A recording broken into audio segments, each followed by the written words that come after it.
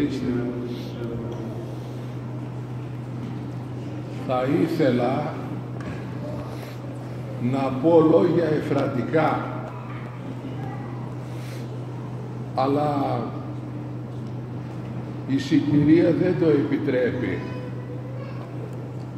Αντί αυτές τις μέρες οι εκκλησίες να είναι κατάμεστες, να λατρεύουν τον μόνο σωτήρα του κόσμου, τον Κύριο ημών Ιησού Χριστό, ο οποίος έθεσε τη σταυρική του θυσία σαν εξήλασμα για την προσωπική μας σωτηρία, αυτός που άνοιξε το δρόμο και είναι μπροστάρης με την ένδοξό του Ανάσταση,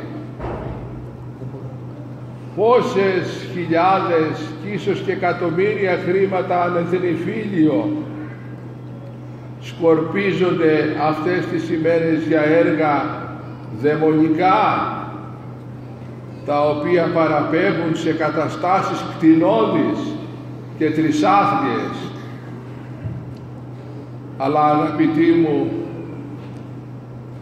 η Μητέρα Εκκλησία που έχει σαν κεφαλή της τον Κύριο ημών Ιησού Χριστό, από αύριο έχει σαν αφετηρία μία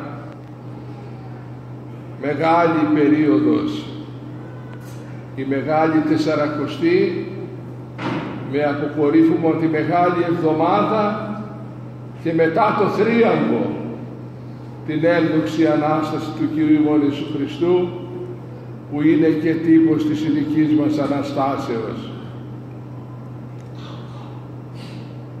Η Εκκλησία εξαντλεί όλα τα περιθώρια για μετάνοια για τον πιστό άνθρωπο, να τον προειδεάσει, να τον μεταρσιώσει, να τον μεταπέμψει από γη ζωφώδη και δολερά σε γη εκστατική, στο κόσμο των αγγέλων και των Αγίων, εκεί που λείπει οδύνει λύπη και στεναγμός, εκεί το εκστατικό φως, το άκτιστο, καταλάβει και διαβγάζει τους Αγίους και τους Αγγέλους.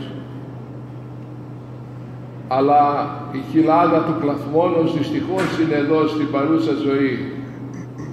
Γι' αυτό λοιπόν πρέπει να καταβάλουμε όλοι αιματηρούς αγώνες και να μην υποψυχόμεν, να μην χάνουμε το μύτο της Αριάδνης που οδηγεί έξω από το λαβύρινθο, γιατί η παρούσα ζωή είναι ένας σκοτεινός και αδιέξοδος λαβύρινθος και η μόνη διαφυγή μας και σωτηρία και λύτρωση είναι μόνο η πίστη και η αγάπη στον Σωτήρα Χριστό, αγαπητοί μου.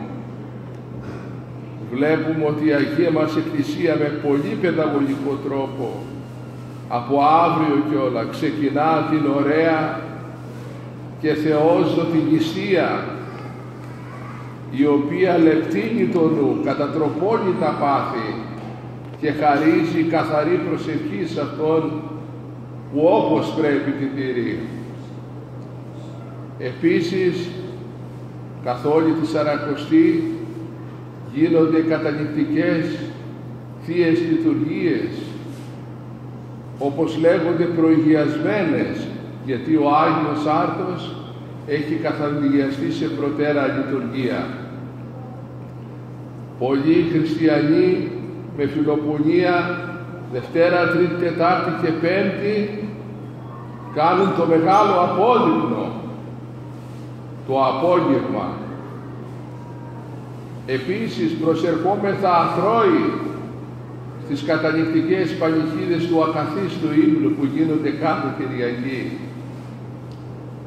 Διαβάζουν οι πιστοί πνευματικά αναγνώσματα και μάλιστα την κλίμακα του Αγίου Ιωάννου Συναΐδου, η οποία αποτελεί προθάλαμο αγιότητος για όποιον τηρεί αυτά που λέγει. Αγαπητοί μου,